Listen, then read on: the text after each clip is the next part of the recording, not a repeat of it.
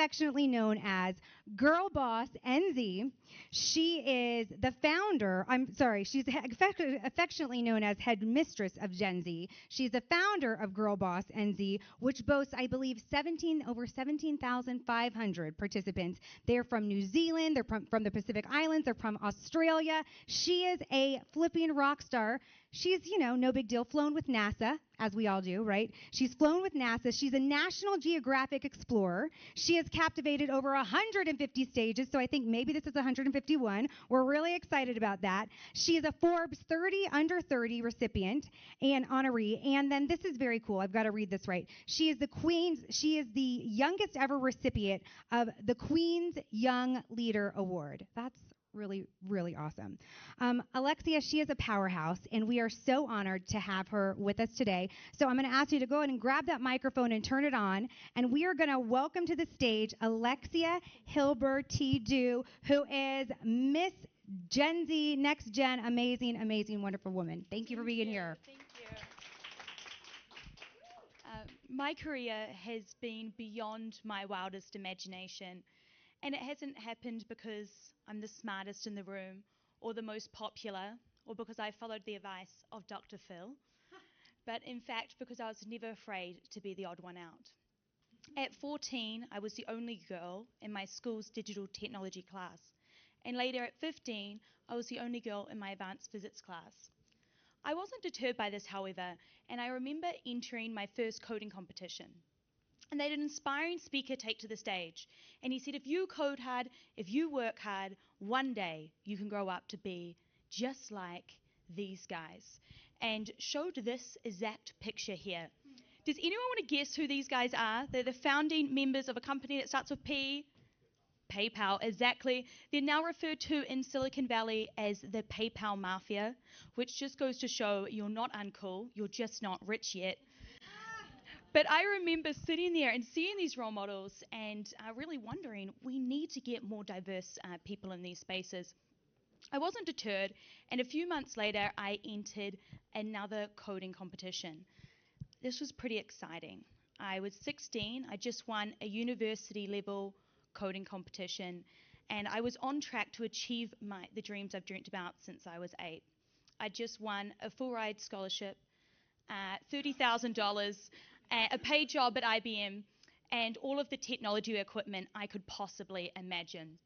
So as you can expect, the next day I walk into my technology class and my proud teacher announces the news to the boys in my class. Now, because I'm feeling pretty cool, I'm expecting a bit of fanfare, to be honest. Maybe a standing ovation as I walked into the room. Perhaps my computer in the computer lab would be engraved in my honor. Alexia coded here. Just some of the standard fanfare I was expecting. But instead I got a completely different reaction. You only won because you're a girl. They probably just wanted you for the promotional ads. I thought that was quite the compliment, actually.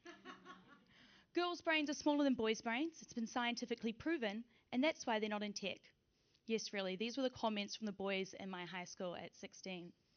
I wasn't deterred by that, however, and so I thought, I'm going to do something about it. I started Girl Boss New Zealand, a network for young women passionate about science, technology, engineering, maths, leadership, and entrepreneurship. It's been an incredible journey since then.